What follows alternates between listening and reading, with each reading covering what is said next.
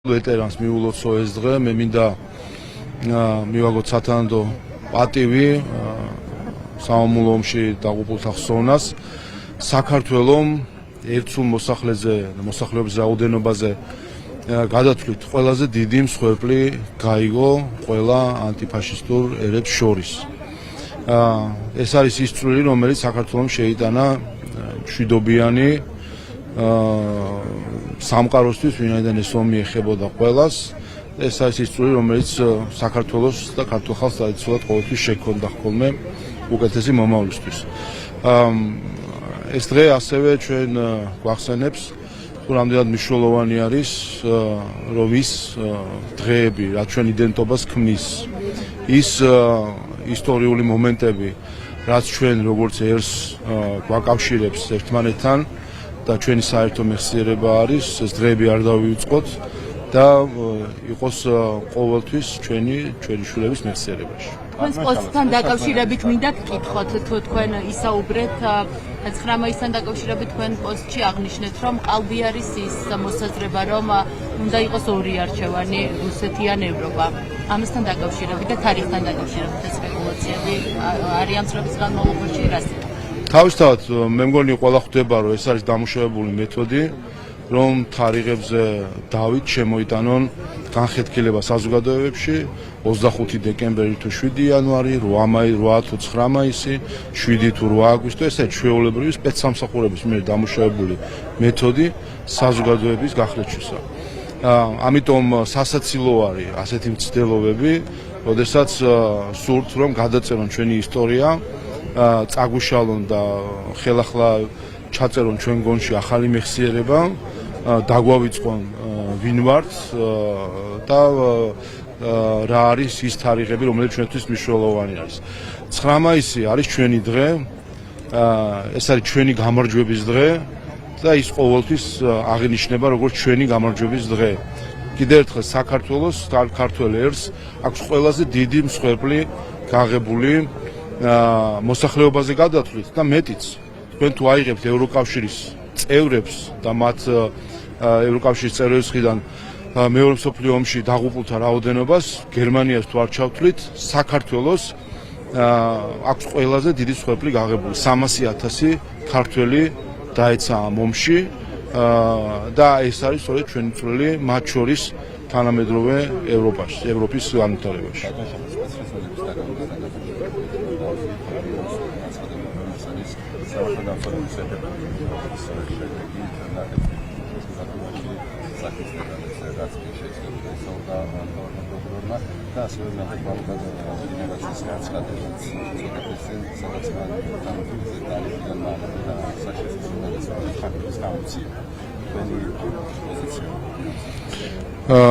ორი მომენტი არის მნიშვნელოვანი. პირველი, საქართველოს ხელისუფლებისთვის და ჩვენი ქვეყნისთვის მნიშვნელოვანი არის კანონის უზენაესობა და მეორე მნიშვნელოვანი არის, რომ დაცული იქნას კანონის უზენაესობის ნაწილია მათ შორის, რომ მხოლოდ მყარი მტკიცებულებების დროს უყენებს პროკურატურა ბრალს. პროკურატურამ რა მომენტში ჩათვალა, რომ მას ჰქონდა შესაბამისი მყარი მტკიცებულებები კონკრეტული პირების მიმართ, ნახეთ კიდევაც რომ არ დააყოვნა ბრალის წაყენება. ამავე დროს ჩვენ არ უნდა დაგვაუწყდეს ერთი რამ, რომ იმ დღეებში ცდილობდნენ საქართველოს დამხობას, ქვეყნის დამხობას, ხედავდით ძალადობას პოლიციელების მიმართ, ხედავდით ძალადობას და პარლამენტის შენობის გადაწვის მსვლელობას, ხედავდით ევროპის დროშით შეიარაღებულ რადიკალებს, მოლოტოვის კოქტეილებს როგორ ესროდნენ და ადამიანების ცოცხლად დაწვას ცდილობდნენ და რა თქმა უნდა ამ დროს ჩვენი პოლიციელები, სხვადასხვა დანაყოფების წარმომადგენლები იყვნენ დიდი გამოწვევის წინაშე, რომ ეს ძალადობა და ქვეყნის წინააღმდეგ მიმართული აქტი არ შემდგარიყო, შესაბამისად რეაქცია ქონოდათ და მინდა კიდევ ერთხელ მადლობა გადაუხადო თითოეულ პოლიციელს, რომელმაც 2024 წლის დეკემბერში დაიცვეს ქვეყანა ქაოსისგან და მართლა ბნელ წარსულში დაბრუნებისგან, რომელსაც ასე უბიძგებენ გარედან. ამავე დროს ეს გულისხმობს ასევე სამშობლოს დაცვა, გულისხმობს ასევე დიდ პასუხისმგებლობას და მნიშვნელოვანია რომ არ იყოს არანაირი გადაცდომები. ამ შემთხვევაში ნახეთ ჩვენ რამდენიმე ფაქტი უფლებამოსილების გადამეტებისა და შესაბამისად, რა თქმა უნდა, ამაზეც რეაქცია არის, მაგრამ კიდევ ერთხელ მე მინდა მადლობა გადაუხადო თითოეულ პოლიციელს, რომელიც იმ დღეს ჩვენს ქვეყანას იცავდა. შესაძლოა ეს ადამიანები, რომელსაც დღეს ბრალი აქვს წაყენებული კონკრეტულ ფაქტთან დაკავშირებით, ამ ადამიანებმაც იმ დღეებში მანამდე მნიშვნელოვანი წვლილი შეიტანეს იმაში, რომ მოლოტოვის კოქტეილი ვიღაცას არ მოხვედროდა და არ დამწვარიყო ცოცხლად, რომ ის მაშხალები, რომელსაც პარლამენტს ესწროდნენ, არ წასულიყო მიმართულები და არ გადამწვარიყო საქართველოს პარლამენტის შენობა. ასე რომ ესეც არ უნდა დავივიწყოთ, რომ ეს ადამიანები უპირველეს ყოვლისა იყვნენ იმისთვის, რომ ქვეყანა დაეცვა, თუმცა გადაცდომებსაც რა თქმა უნდა შესაბამისი რეაგირება ექნება. საგამოძიებო უწყება, რომელმაც მალევე მოახდინა რეაგირება იგივე თქვენ საუბრობთ მოლოტოვის კოქტეილებზე და ასე შემდეგ. საპროტესტო აქციაზე მდგომარეობის დაკავებას გულისხმობ, მალევე მოხდა მათი დაკავება და რეაგირება. რატომ ვერ მოხდა ამ 2 წლის განმავლობაში იმ სპეციალისტების იდენტიფიცირება, ვინც მაგალითად მურამროგავაზე თავდამსხმელი იყო, ვინც მაგალითად ლევან ხაბეშვილს და ვინც ზოგადად ამ 2 წლის განმავლობაში ნახეთ, რომ დააკავეს და მხოლოდ 5 სპეციალისტი იყო იქ დამნაშავე. ჩვენ გვახსოვს, რომ მანქანებში აყავდათ მოქალაქეები და ფიზიკურად ძალდობდნენ მათზე. გვახსოვს მაგალითად ერთ-ერთ საპროტესტო აქციაზე პროფესიული საქმიანობის შესრულებისთვის მაგალ შეხვედრაზე და ჩვენს ოპერატორზე ვიდეოების შეწირვაზე თავდამსხმელები ამ დრომდე დასჯილები არ არიან. ანუ რა ხდება ამ საქმეებთან დაკავშირებით? მხოლოდ 5 სპეციალისტი არის დამნაშავე? რა თქმა უნდა, იყო სხვა ფაქტებიც, რომელიც თქვენ ახსენეთ და რა თქმა უნდა მნიშვნელოვანია რომ ყველა დაგდგინდეს. და თქვენი აზრით მხოლოდ 50 ადამიანი იყო, რომელიც დაკავებული იქნა მაშინ, ვინც ძალადობას ჩადიოდა ამ აქციის დროს. თქვენ ვერ ხედავდით, ან თქვენივე ტელევიზია არ იღებდა უფრო მეტ კადრს, როდესაც პარლამენტის შენობაზე პირდაპირ კადრი არის, როგორ ესვრიან მაშხალებს პარლამენტის შენობის სამუშაო ოთახებს, როგორ ეკიდება ცეცხლის ადამიანები. ის ადამიანი სხვათა შორის, ვინც რამდენიმე სამუშაო ოთახი გადაწვა პარლამენტში, დღემდე არ არის გამოვლენილი.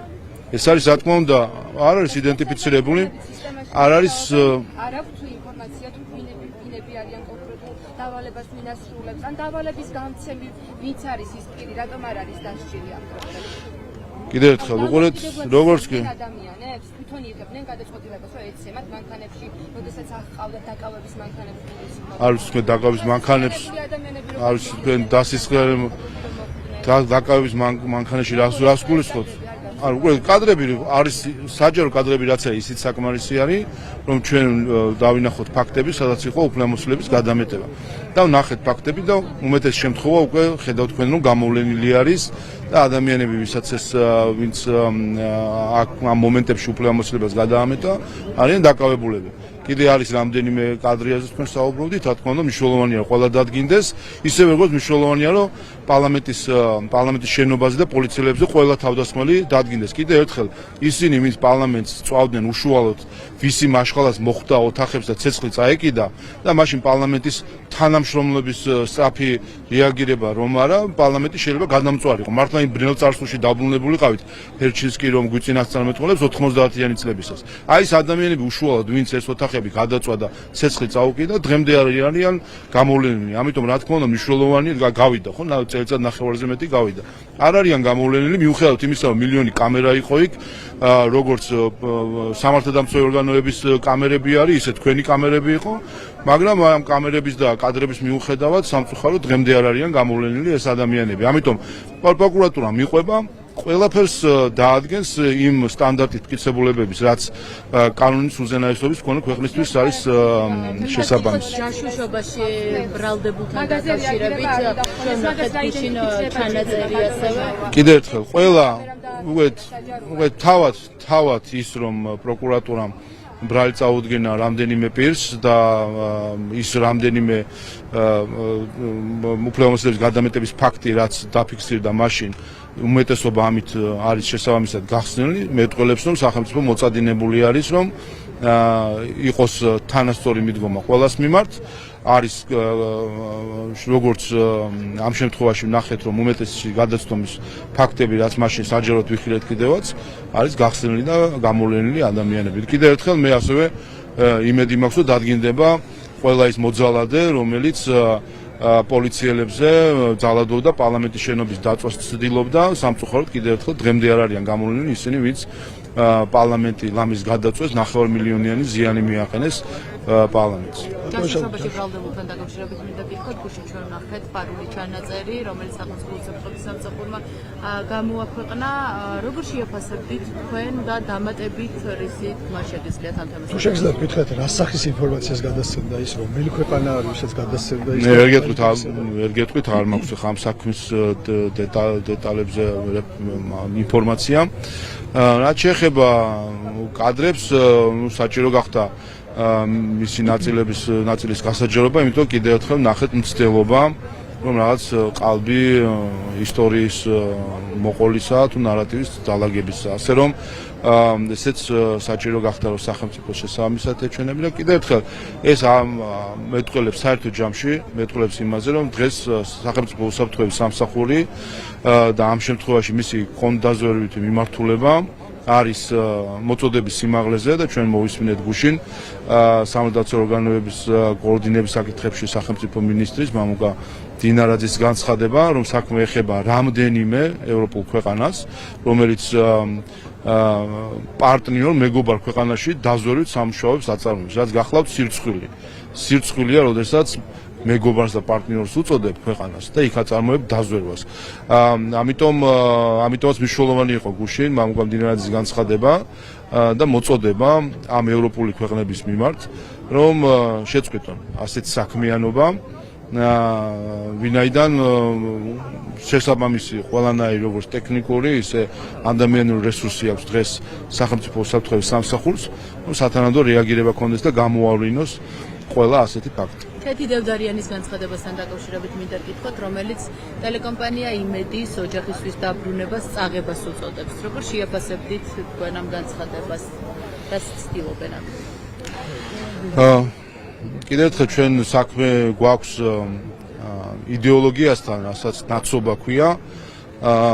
ეს თავად ეს იდეოლოგია ნაცობა გულისხმობს იმას, რომ ადამიანი დაცლილი არის ღირებულებებისგან. ასე რომ, როცა ადამიანი არის ნაცი, რა თქმა უნდა, ის ყველაფერს, ყველანაირ შუბლის ზავს გაიწვეთს და შესაბამის ასეთ სახის განცხადებებსაც გააკეთებს. მთელი საქართველო არის მომსწრე იმისა, თუ რა უსამართლობას ჰქონდა ადგილი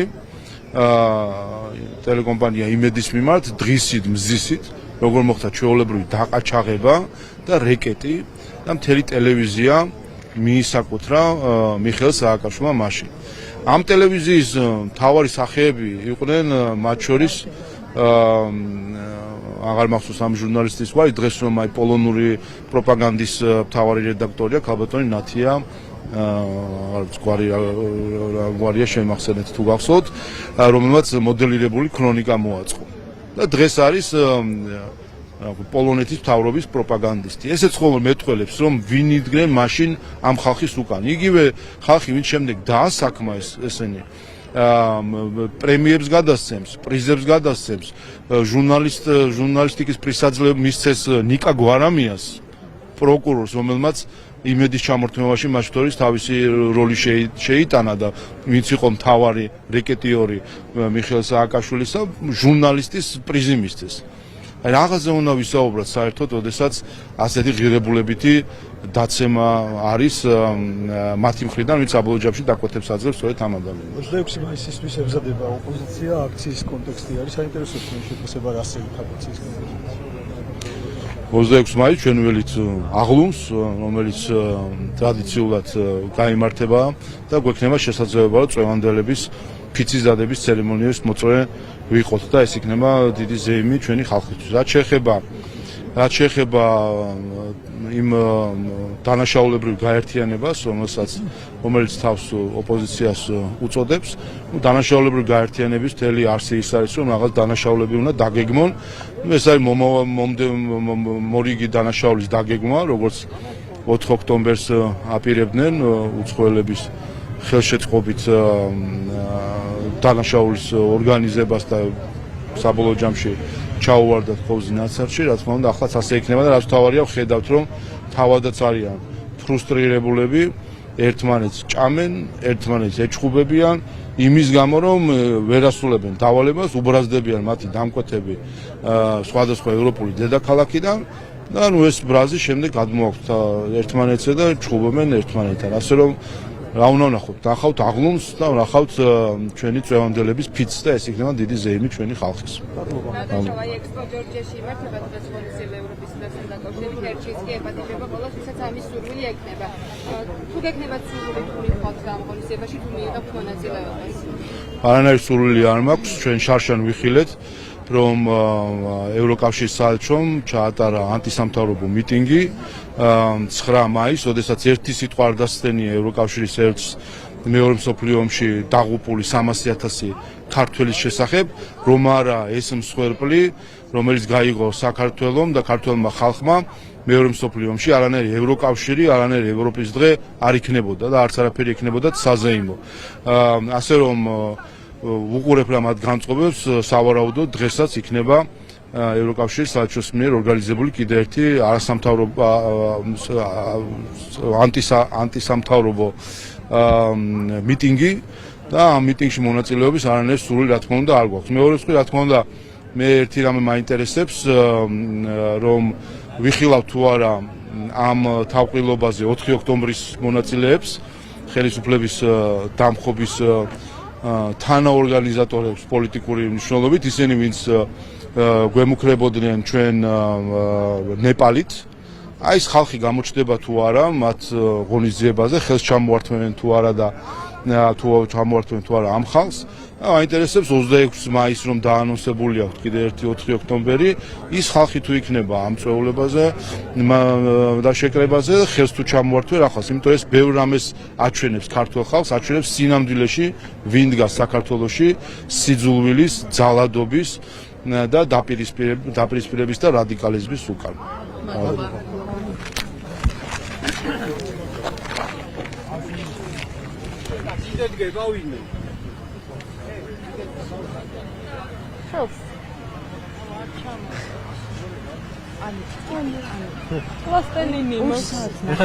ეხა შეენაცვლეთ მეორე ხეში. ხაუა და ადამიანი